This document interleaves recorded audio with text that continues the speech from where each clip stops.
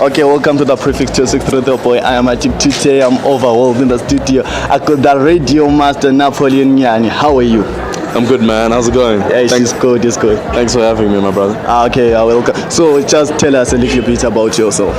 I'm Napoleon Nyanhi, Napster, the radio master. Onyamashisha. So ndinoera nzo kana kuti nhari unendoro. So you can call me Nyamashisha. Yeah? Or we can simply call you the radio master Nefta. So great, man. Okay. My first question, Nefta. I just want to talk about radio and media in Zimbabwe. So my first question is, what's the future of radio as a form of media for development in Zimbabwe? I think radio is still very much alive. There are a lot of forms of radio and a lot of other media that are augmenting with radio, like social media, even TV is also augmenting with radio, and watch radio shows as well. Gone are the days when you would have no idea what a radio presenter looks like. Now you know them, now you see them on social media, even on TV, they'll be coming out. Even newspapers and billboards as well are also coming in. So there's a lot of media integration that is happening, and that is the only way radio will survive. So radio is also still very big because it's a passive entertainment. It's a passive entertainment a type of media. So people can just listen to it, whether they really want to listen, or they just want something to pass the time while they're driving or whatever.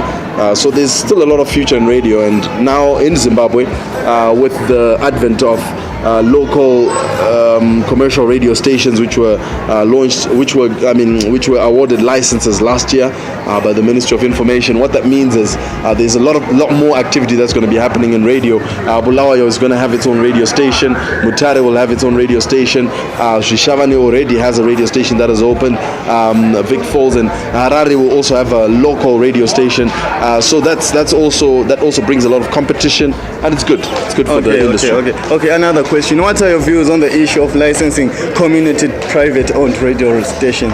It's a good thing. It helps. It adds competition, and competition is healthy, and it also gives voice to the smaller towns and to the localities. They can get their specific things or needs dealt with. Okay. I know you have been in this industry for more than 9 years, is that right? Mm-hmm. So I just want to know the challenges faced by media in Zimbabwe, and how can that issue be resolved? All right, great. I've been in TV production for 8 years, and I've been in radio production for 3 years. But some of those years were, concurrent. So it's 9 years in total, like you said. Yeah. Yes, there are a lot of challenges. Your question was about challenges, yeah? Yeah, challenges and the solutions to those challenges. Yeah, there are a lot of challenges. Challenges mainly, to do with finances. Just to set up a radio station, costs a lot of money. Not even mentioning TV station. So those challenges in terms of funding and financing, we need a lot of foreign direct investment from outside companies and stuff like that for us to be able to finance such developments adequately. And even for individuals, our media doesn't pay as much as it should because the economy is depressed. So now, you've got radio presenters or TV presenters in Zimbabwe comparing themselves with South Africans and thinking, wait a minute, I'm more talented than that guy, but that guy is, is living the large, has got a fat mansion and he's got a fat bank account. Those are just some of the woes that we have to deal with in Zimbabwe. Some of the solutions to that is, obviously on a macro scale, the economy has to be dealt with. We need more solutions to the economy so that there's more money in the country. But on a micro scale, people need to start. Corporates.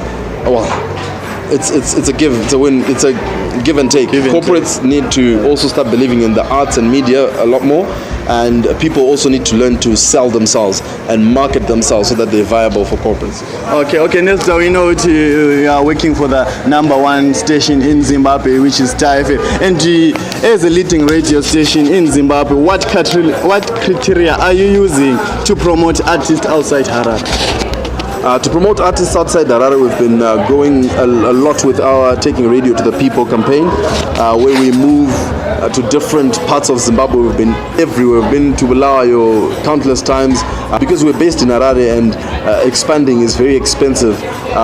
But at the same time, we've decided instead of expanding and having studios everywhere, we'd rather go to the people, interact with them, get the music from the young people in that locality. We've been to Masvingo, Mutare, Bulawayo, Gwanda. We've been to Gokwe, Vic Falls. We've been all over Zimbabwe, picking up the vibe in that area and also collecting some of the music. The other time, and now even on our charts, we're getting number one songs from people who are producing music from outside of Harare.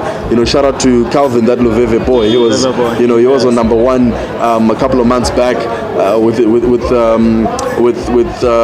Skupan. The Casper Vest remix. And the Casper Vest remix, exactly. Yeah. So there's a lot of progress in that front. I think in terms of the radio stations in Zimbabwe, we're the ones who are doing the most right now to promote urban culture, but diversified and reaching out to the whole country. Okay. What message do you give to aspiring radio personalities? Do you see with that media is growing nowadays? What message do you give those aspiring TV personality, radio personality? Because you have been there. Yeah. All I'll say to them is the most important thing is to be confident. Confidence sells. You never get a second chance to make a first impression. So always be confident, conduct yourself well. A lot of the things that get you in, whether we're talking about radio, TV, or any other profession, a lot of the things that get you in are actually not necessarily qualifications.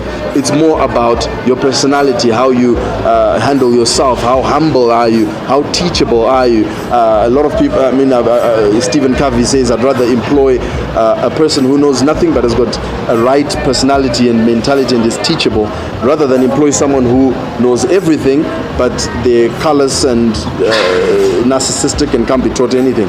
So rather be humble, be well groomed, learn the trade so that you know what it is you're talking about, and hey, your time will come and you will shine.